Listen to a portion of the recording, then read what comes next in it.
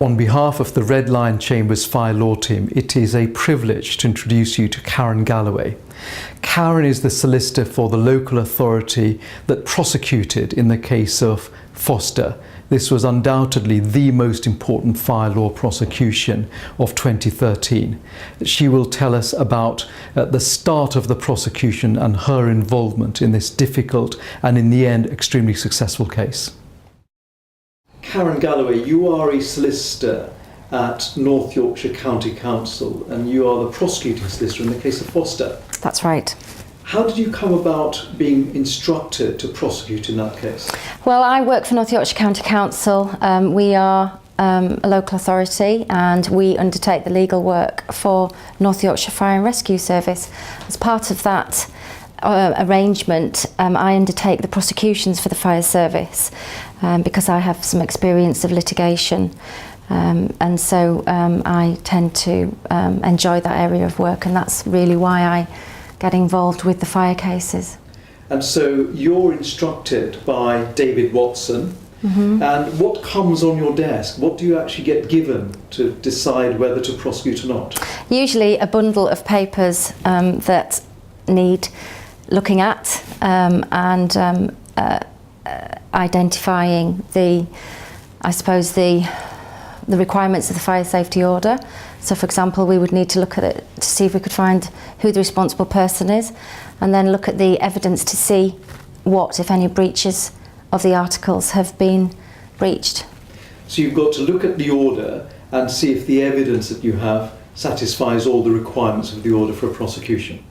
Absolutely, that would be my first task in looking at any case, that the officers phone me and say, look, we've got this matter, will you have a look at it and see, you know, if any offences have been committed and whether or not, in your view, it would be right to take a prosecution, having regard to the prosecutor's code and you know, the likely outcome as well of the case.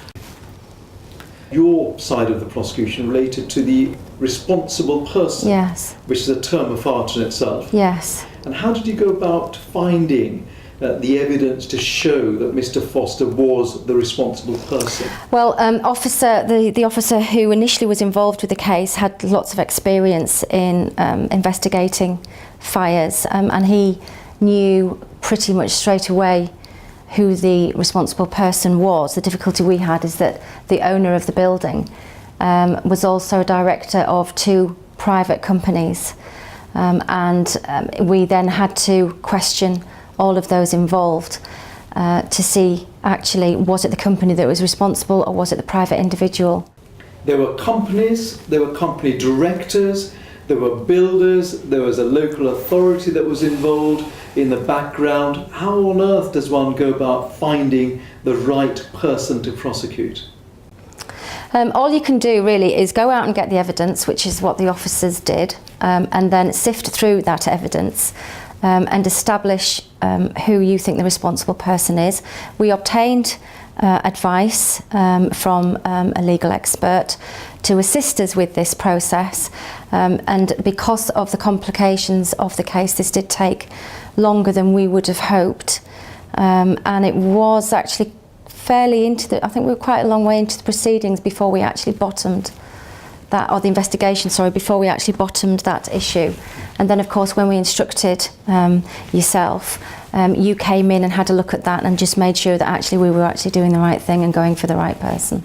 At what stage do you make the decision to bring in an expert on fire safety, to bring in a barrister in a case of this sort? For me personally, obviously with me being a solicitor, I have no rights of audience in the Crown Court, and I think with this case clearly there was a double fatality, incredibly serious.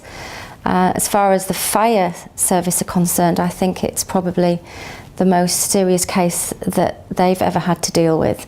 Initially I would undertake most of the prosecutions myself, but obviously in this case it was always going to be heard in the Crown Court at some point, and so it made sense for my part to bring in counsel at an early-ish stage in the proceedings, but only after we'd interviewed the people that we felt were responsible. In terms of the number of files involved in this case? Yeah, the files, the number of files would fill probably 5 shopping trolleys for the number of files that there were in this case, because we had all of the police documentation as well as the interviews, all of the statements. We also took the statements of the tenants, some of the tenants that were living in the properties as well. And in order to go through that disclosure process, I think there were about 26 files, and we literally had to look through each document to see whether or not it was we were able to disclose it. So the disclosure process was actually fairly lengthy and fairly complex, and for my part I did need to bring in yourself to assist with that exercise. Tell us about the indictment, because the indictment was quite lengthy when it started off in this case, and was there an input from you and from the experts that you brought in? Well, when we first started, I think we'd looked at, I think there were approximately 17 counts initially, because we had the other property, of course, which was Buckrose House. So there were charges brought for Buckrose Court and also charges for Buckrose House. So we started off with 17. We sought advice as to whether or not we should be bringing all of those charges. Then that's, of course, when you came in and said to do that is going to make the case more difficult to understand, and if it did go to trial, it would be incredibly difficult to demonstrate, I think, that those amount of articles had been breached. And one way around that was simply to reduce the counts on the indictment. And did reducing the number of counts reduce the impact of the case? Not at all, not at all. You know, you as I say, you gave us the advice that you would still be able to bring out the full facts of the case, even though the counts had been reduced. And I think from our point of view that probably helped tremendously, because we were able to negotiate a guilty plea without the necessity for a trial. And I think that went a long way to the result, because of course the defendant at one point was not particularly willing to plead to so many counts, and so that definitely helped achieve the result that we did. This is a decision that would have to be justified and justifiable in open court. Absolutely. Throughout all of this, we've always had in the back of our minds the impact on the family, and making sure that as an authority we were doing the right thing for the family. You brought in an expert, Mr. Colin Todd, into this case. What was the rationale for bringing an expert in, and at what stage did you bring him in? After we'd instructed yourself, you obviously took stock of the case and had a look at all of the evidence that we had gathered. There was a lot of evidence, and it was not my thought to. I hadn't given any thought to instructing an expert. It was only when you provided that advice to say, actually, we do need an expert to go through the evidence with a fine-tooth comb.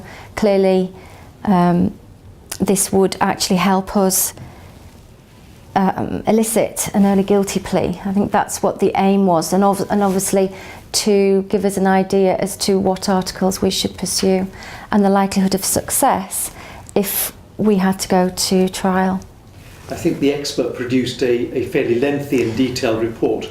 Did it have any direct effect upon the defence in this case?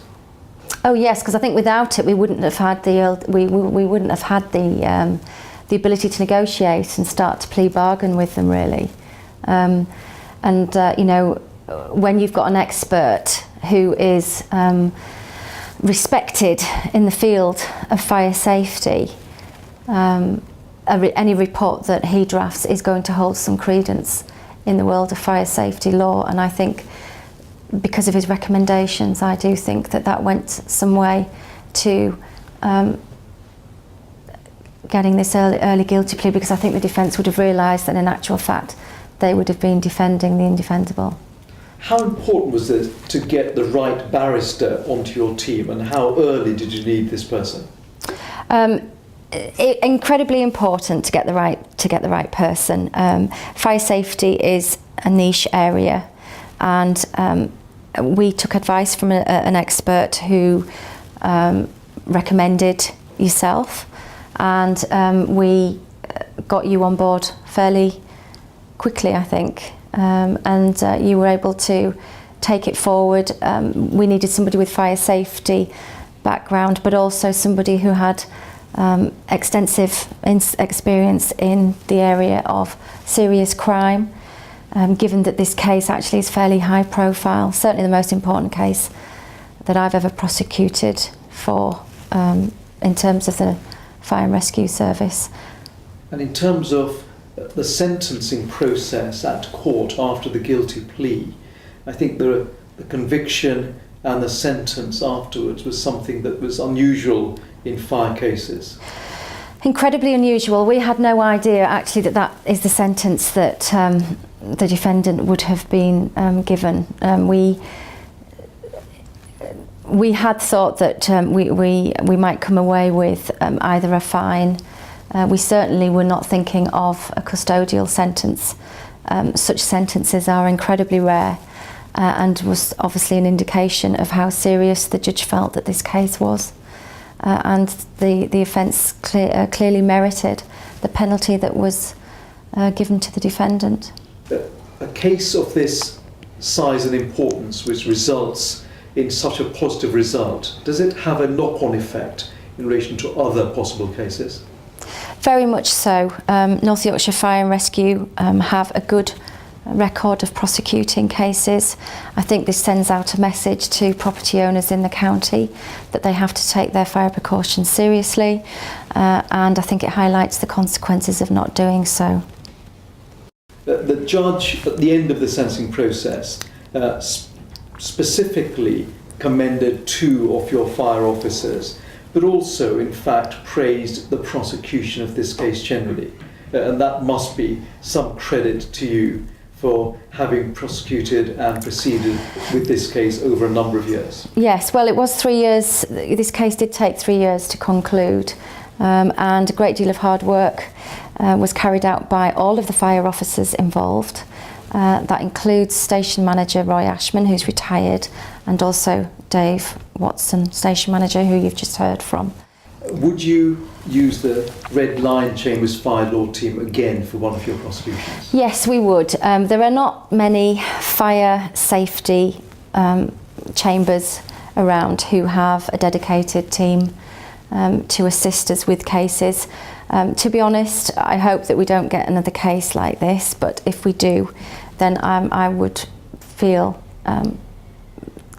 fully confident in ringing you and asking for advice and assistance in dealing with any future prosecutions.